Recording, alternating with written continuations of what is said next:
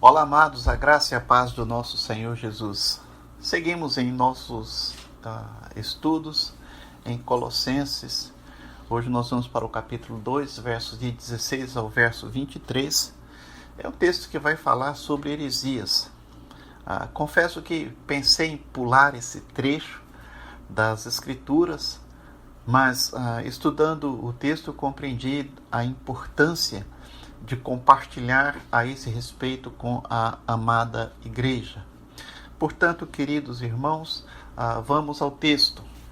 E o texto nos diz assim: portanto, ninguém vos julgue pelo comer ou pelo beber, ou por causa dos dias de festas, ou da lua nova, ou dos sábados, que são sombra das coisas futuras, mas o corpo é de Cristo. Ninguém vos domine a seu bel prazer, com pretexto de humildade e culto dos anjos, envolvendo-se em coisas que não viu, estando debalde, inchado da sua carnal compreensão, e não ligado à cabeça da qual todo o corpo, provido e organizado pelas juntas e ligaduras, vai crescendo em aumento de Deus.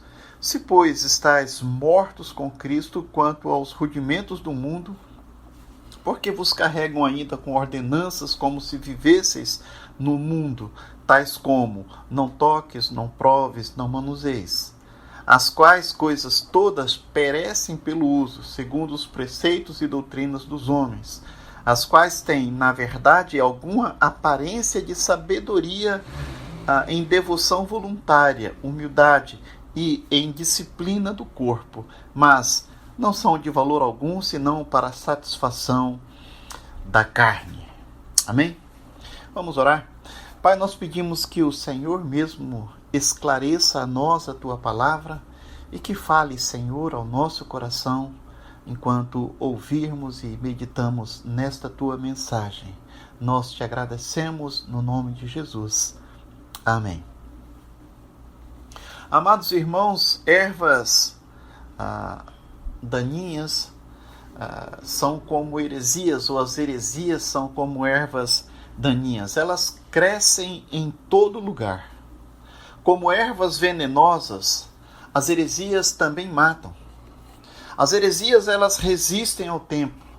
Elas cruzam séculos e alcançam a igreja nos dias de hoje.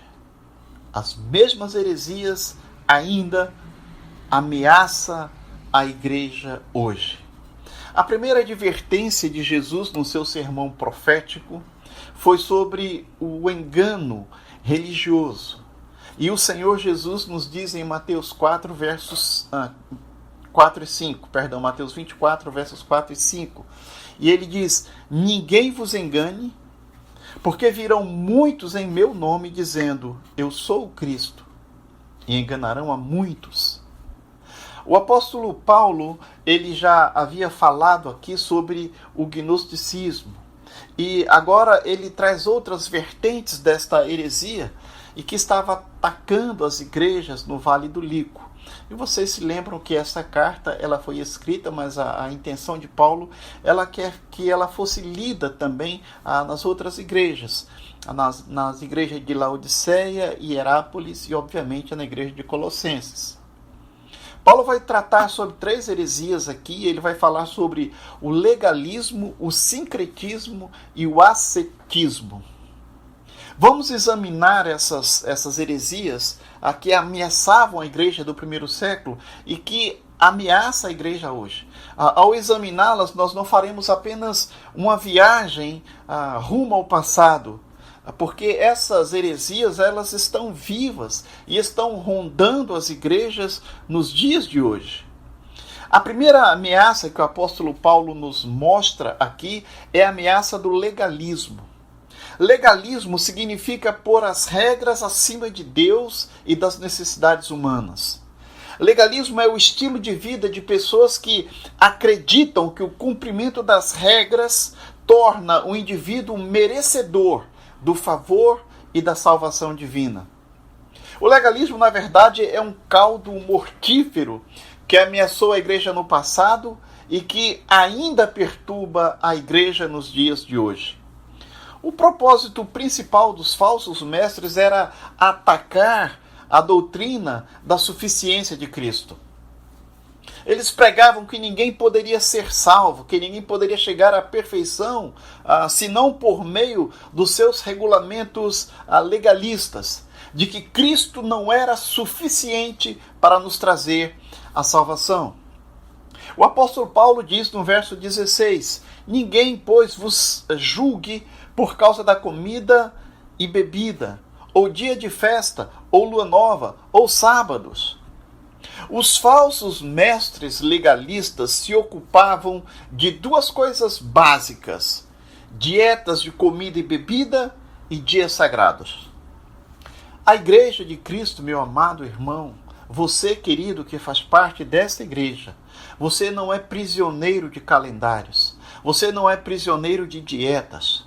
Sabe, o próprio dia de sábado, o apóstolo diz, é uma sombra da realidade, dessa realidade que é Cristo. Sábado, o dia do descanso, estava apontando ou era uma sombra de Cristo que é o nosso descanso. É o que Paulo está nos ensinando. Os falsos mestres, eles se preocupavam com aquilo que entrava no estômago e não com o que saía do coração.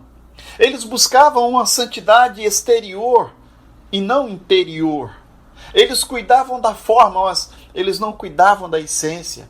O apóstolo Paulo, ele declara, Romanos 14, verso 17, porque o reino de Deus não é comida nem bebida, mas justiça, paz e alegria no Espírito Santo. Os legalistas, eles também ensinavam a observância de certas datas especiais e certas comemorações festivas. E que essas observações, essas observâncias é que tornavam aceitáveis as pessoas a Deus.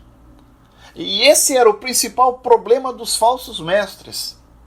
Guardar esses dias especiais, ensinando que esses dias, que a observância desses dias dependiam a salvação.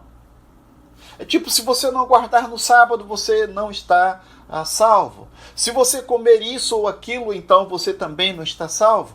O apóstolo Paulo, ele derruba esse fundamento do legalismo, dizendo, porque tudo isso, a comida, bebida, o dia de festa, ou lua nova, ou sábados, tem sido sombra das coisas que haviam de vir, porém o corpo é de Cristo. O apóstolo Paulo, ele refuta esses falsos mestres usando aqui a ilustração do corpo e da sombra. Sabe, querido, um corpo, ele lança a sua sombra e pode ser reconhecido pela sombra segundo o seu contorno. Porém, o essencial não é a sombra, mas é o próprio corpo. Por exemplo, o mandamento de sábado para Israel, como eu já disse, é apenas uma sombra daquilo que haveria de vir. O verdadeiro corpo é Cristo. Os mandamentos e regras dados a Israel eram tão somente uma sombra projetada de algo, de uma realidade plena que aconteceria e que pertence somente a Cristo e que chegou com Ele e que chegou nele. Portanto, todas estas coisas, elas apontavam para Cristo. Era apenas sombra daquilo que é a realidade, e a realidade é Cristo. Assim, querido irmão, sombra é um presságio daquilo que está por vir. E o tempo dessa substância já chegou. A substância é Cristo. Uma questão intrigante pulsa em nossas mentes. Por que o legalismo, com sua rigidez, é tão popular e tão aceito na maioria das religiões? A resposta é simples. É porque dentro desse sistema é possível medir a nossa vida espiritual e até nos vangloriar dela. Você se lembra da oração do fariseu? Ele diz, olha, diferente desse homem aí, eu entrego o meu dízimo, eu oro 3 vezes por dia, eu faço isso, eu faço aquilo. Ele conseguia medir a sua vida espiritual. Paulo está rebatendo isso. Sabe, em virtude de tudo aquilo que Cristo é e fez por nós, não devemos permitir que ninguém nos julgue pelas regras do legalismo. A passagem nos ensina que a base da nossa liberdade são a pessoa e a obra de Cristo.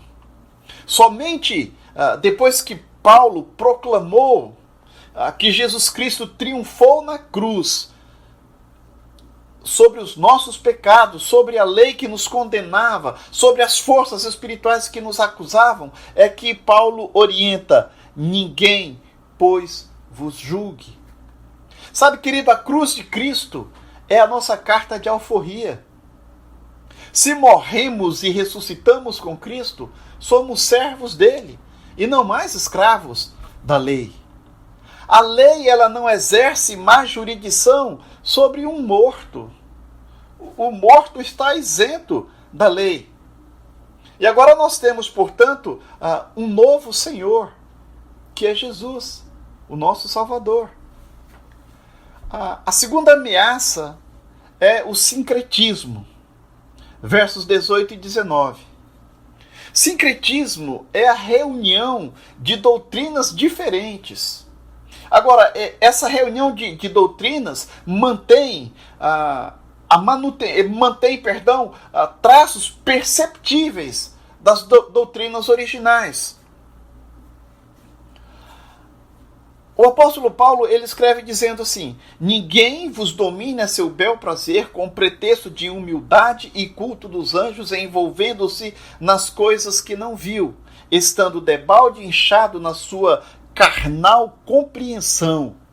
Ora, os falsos mestres que assaltavam a igreja em Colossos, eles não eram apenas legalistas, mas eram também sincretistas.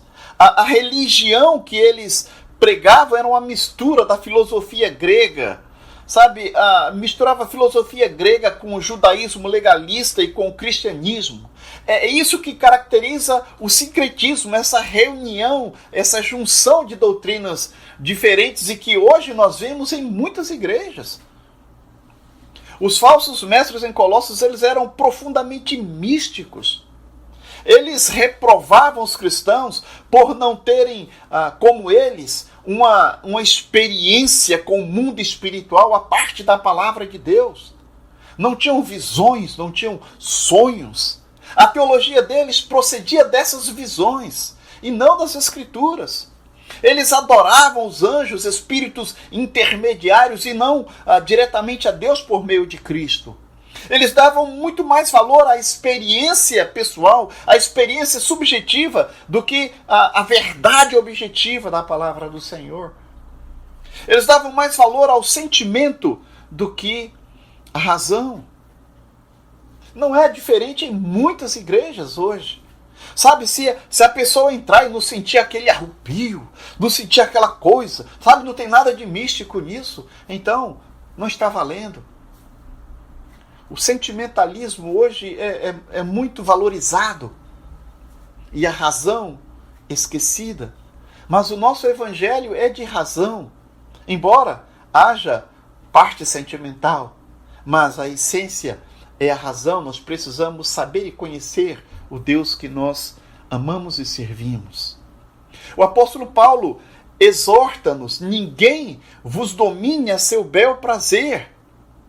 Sabe, munido dessas heresias sincretistas, os falsos mestres, eles tentavam desqualificar os cristãos porque não tinham como eles as mesmas experiências arrebatadoras.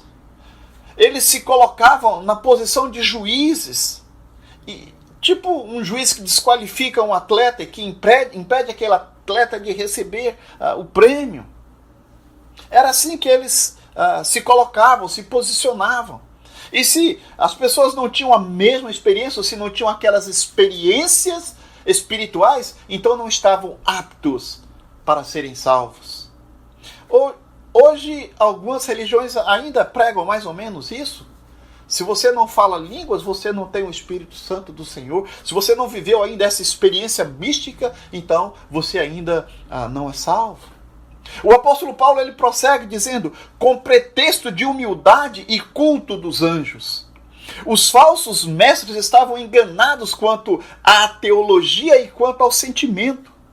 Eles não apenas adoravam os anjos, mas diziam que faziam isso por humildade.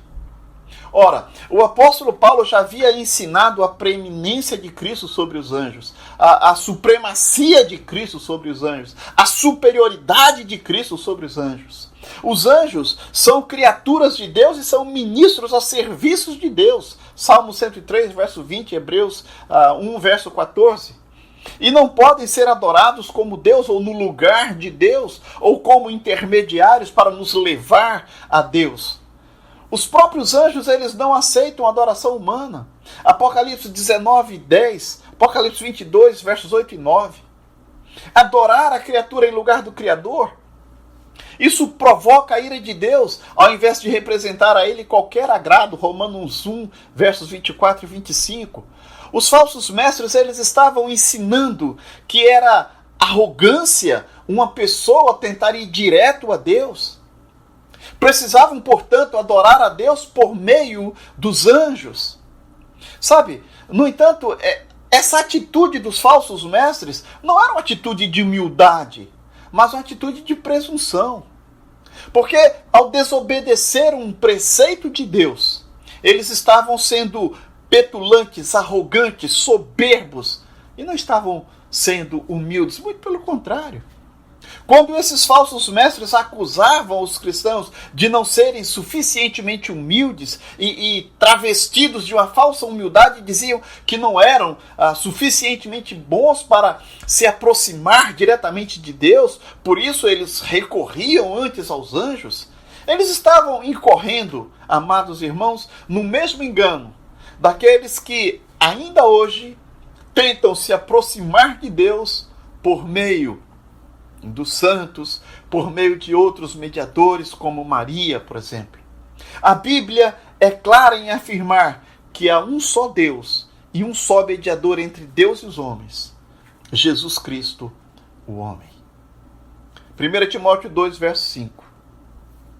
Paulo conclui: envolvendo-se em coisas que não viu, estando debalde inchado na sua carnal compreensão, e não ligado à cabeça, da qual todo o corpo, provido e organizado pelas juntas e ligaduras, vai crescendo em aumento de Deus. Verso 18 e 19, conclui o apóstolo Paulo.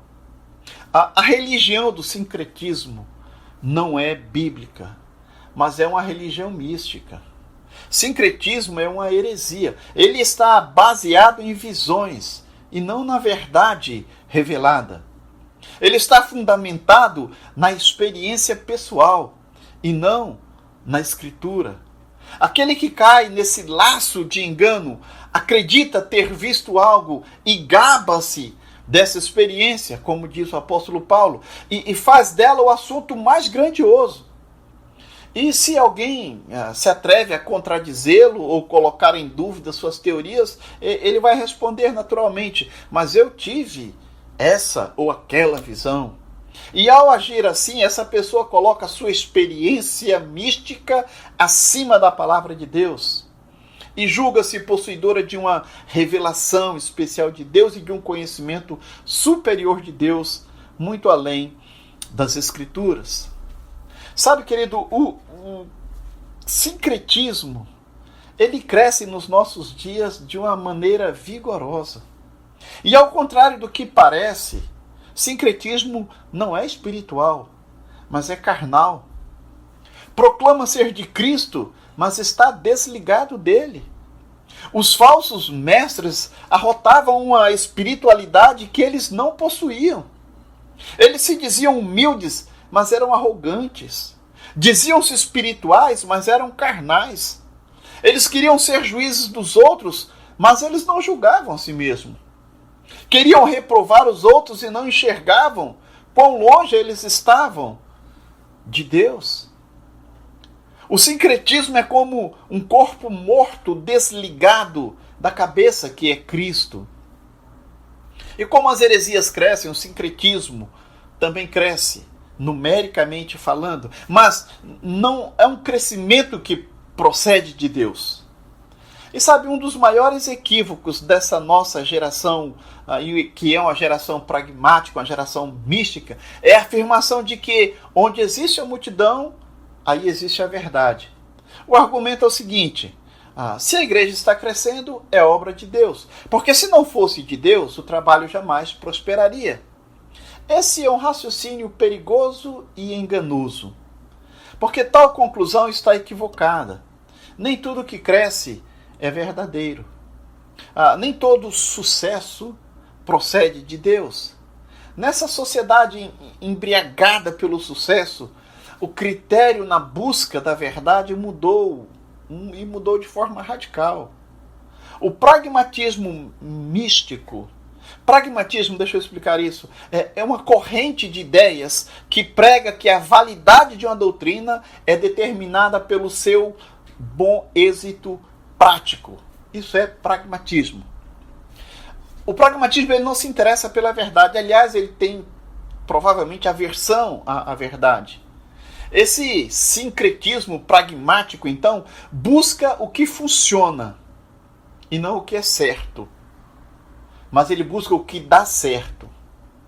Resultado e não fidelidade é tudo que um pregador pragmático ele almeja. Uma igreja, ela não é automaticamente fiel por estar crescendo numericamente. Hoje há muitos gurus de igrejas, né, no crescimento das igrejas, com muitas fórmulas e muitas coisas. Nós precisamos ter cuidado com tudo isso, porque pessoas são mais importantes para o Senhor do que qualquer outra coisa. Se quisermos fazer a igreja crescer, devemos pregar o Evangelho de Cristo, evangelizar, discipular, ajudar outras pessoas a conhecer o Senhor. E desta forma, a igreja do Senhor vai crescer, e vai crescer espiritualmente e numericamente. Paulo diz que a igreja não necessita de outra fonte de poder e que nem deve buscar outra fonte de poder. No que se trata na vitória do pecado ou para o crescimento no conhecimento, no amor, na virtude, tudo que nós precisamos é conhecer o Evangelho. E o Evangelho é Jesus, o Cristo. O terceiro perigo agora que Paulo vai nos mostrar é o ascetismo. Versos 20 ao 23. Paulo, como disse, ele condenou o gnosticismo, o legalismo, o sincretismo, e agora ele condena o ascetismo. Ascetismo é a crença de que nós podemos crescer espiritualmente simplesmente abstendo-nos de coisas, flagelando o nosso corpo e mortificando-nos fisicamente. Já viu aquelas pessoas que se autoflagelam? Né? Isso é ascetismo, sabe? Ficar uma semana jejuando, ou fazer um acordo com o Senhor, vou entrar num propósito com Deus e vou ficar 10 dias sem abrir a internet. Amados, o ascetismo venceu a barreira do tempo e chegou até nós. Essa heresia ameaça as nossas igrejas hoje. Vamos examinar alguns perigos que essa religião asceta pode trazer. Primeiro, esse ascetismo ele produz escravidão. O apóstolo Paulo escreve: se, pois, estamos mortos com Cristo quanto aos rudimentos do mundo, por que vos carregam ainda de ordenanças como se vivêssemos, ou se vivesseis no mundo? Ascetismo é a religião do não. É a crença de que podemos agradar a Deus obedecendo uma lista de nãos. Para o ascetismo, a ênfase está nos aspectos negativos e não nos positivos. Ser cristão é muito mais do que você não é, do que aquilo que você é, para o ascetismo, obviamente. Aqueles que caem nessa teia do ascetismo tornam-se escravos de regras e mais regras, preceitos e mais preceitos. Paulo declara que quando Cristo foi à cruz, levou não apenas a lista dos nossos pecados, mas também a lei que nos acusava e nos condenava. A morte de Cristo foi a nossa morte. Pela sua ressurreição, recebemos nova vida. Agora somos livres do pecado e da lei. Não precisamos mais colocar o nosso pescoço debaixo desse jugo. Carregamos em uma das mãos a certidão de óbito da velha criatura e na outra mão a nossa certidão do novo nascimento, do novo cidadão. Somos verdadeiramente livres. Em segundo lugar, o ascetismo está preocupado apenas com a aparência e não com a essência das coisas. Versos 21 e 22. O apóstolo Paulo ele continua: não toques, não proves, não manuseis, as quais coisas todas perecem pelo uso, segundo os preceitos e doutrinas dos homens. Sabe, amado, o ascetismo é uma religião de aparências. Ele se preocupa com a forma e não com a essência, com o método e não com o conteúdo, com o exterior e não com o interior. O seu grande lema é: não toque, não prove, não manuseie. Paulo, porém, diz que Deus nos dá todas as coisas para vivermos prazerosamente. 1 Timóteo 6, verso 17. Nós podemos comer o melhor dessa terra. Isaías 1, verso 19. Nós podemos aproveitar tudo o que realmente o Senhor colocou para nosso prazer e deleite mesmo. Não é? Cuidado só com a gordurinha, porque tudo em excesso, você sabe, né? Faz mal mesmo. Em terceiro, o ascetismo proíbe, em nome de Deus, o que Deus não proíbe. Verso 22. Paulo diz que a religião, ou essa religião do ascetismo, ela não está baseada na palavra de Deus, mas em preceitos e doutrinas de homens. Essa doutrina, portanto, é invenção humana, não é uma revelação divina. Ela procede do coração enganoso e não da santa palavra de Deus. Então, novamente, nós podemos ouvir o eco da palavra de Cristo aos fariseus. Mateus 15, versos 7 e 9. Ele diz: hipócritas, bem profetizou Isaías a vosso respeito, dizendo: este povo honra-me com os lábios, mas o seu coração está longe de mim. E em vão me adoram, ensinando doutrinas que são preceitos de homens. Queridos, há igrejas que relativizam a palavra de Deus e que absolutizam regras e preceitos humanos. Os usos e costumes tornam-se mais importantes do que as Escrituras. Algumas igrejas, e você já deve ter ouvido essa expressão, aqui sempre foi assim. Também já ouvimos a expressão de que, bom, isso não é bíblico, mas é batista. Sabe, cuidado com todas essas coisas. Cuidado com esses usos e costumes. As Escrituras precisam falar mais alto. O ascetismo também ele é enganador em suas propostas. O verso 23, Paulo conclui dizendo: as quais têm, na verdade, alguma aparência de sabedoria, em devoção voluntária, humildade e em disciplina do corpo, mas não são de valor algum, senão para a satisfação da carne. Sabe, essa religião tem a aparência de sabedoria e de humildade, mas não tem nenhum valor diante de Deus. Sabe, não adianta você se martirizar, não adianta você se flagelar, não adianta subir escadarias ou de joelhos ou caminhar quilômetros descalço. Isso é sacrifício inútil. É um culto de si mesmo. Uma religião feita para si mesmo. Sabe, tem uma piedade falsa e fingida. Trata-se de uma inovação barata, fabricada pelo próprio homem. Sabe, é um culto falsificado. Eu não estou aqui dizendo que talvez você que tenha se sacrificado dessa forma, você esteja fazendo isso fingindo. Na verdade, seu coração pode realmente estar e deve estar realmente voltado para isso, mas você está sendo enganado. Isso é um falso ensino. Essas coisas não têm valor para Deus. Sabe? Isso é um engano. Isso não torna ninguém mais santo, não torna ninguém mais aceitável ao Senhor. Paulo diz que regras, e essas regras rigorosas dos ascéticos, não têm valor algum senão para a satisfação da carne. Nenhum amontoado de regras religiosas pode mudar o coração do homem. Sabe, essa mudança interna, isso é produção, isso é próprio do Espírito Santo do Senhor.